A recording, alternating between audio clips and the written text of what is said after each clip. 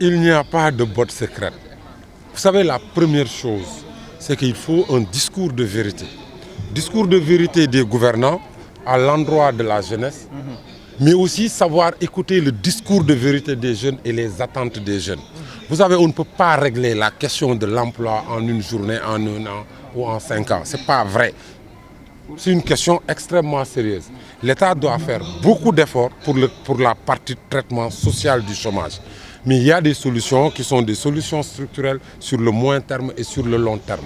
Il faut qu'on se dise les vérités. Nous avons une population extrêmement jeune, je l'ai dit, 75% de la population a moins de 35 ans. Cela veut dire 13 millions de jeunes sur une population de 18 millions d'habitants.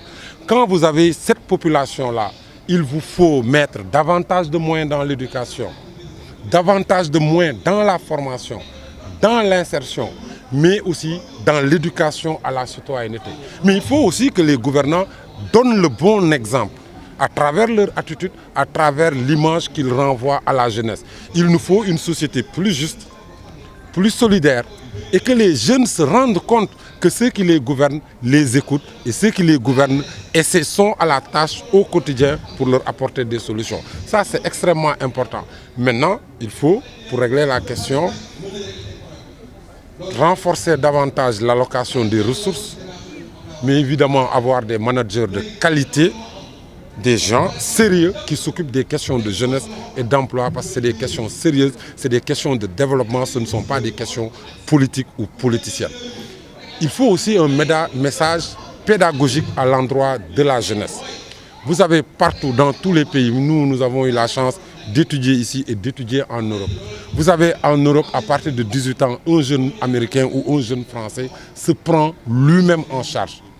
Vous avez sans formation, sans métier, sans une éducation, vous ne pouvez pas avoir une insertion durable.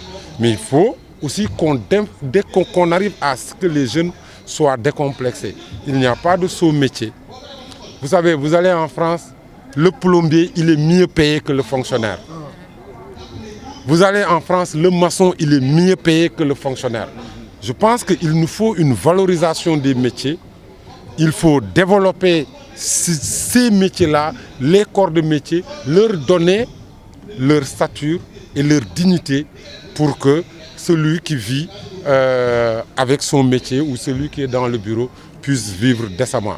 Mais ça, c'est un travail de pédagogie et dire aux jeunes qu'ils peuvent réussir chez eux. Vous savez, l'aventure, on a beau, il n'y a pas d'Eldorado. Vous allez en Europe, vous verrez la première chose qui vous marque, quand vous sortez de l'aéroport, vous arrivez à Paris, vous verrez des Français qui vous tendent la main, qui n'ont pas où dormir. Mais parce qu'ils ne travaillent pas, ils sont exclus dans leur société. Donc il y a un message de vérité et qu'on déconnecte ces questions-là. Moi, parce que j'ai travaillé dans le secteur, qu'on déconnecte ces questions-là des questions politiciennes. Beaucoup de choses ont été faites. Nous avons le cadre, nous avons les politiques, nous avons des politiques pertinentes. Il y a des choses à changer, évidemment. Il y a des choses à rationaliser. On a besoin de rationaliser notre dispositif d'intervention en ce qui concerne l'emploi et l'emploi des jeunes. Si on le fait et qu'on renforce les ressources, on peut donner l'espoir. Parce qu'il faut... La responsabilité des gouvernants, c'est de restaurer l'espoir, c'est de donner l'espoir aux jeunes pour que les jeunes puissent se rendre compte qu'ils peuvent réussir dans leur pays.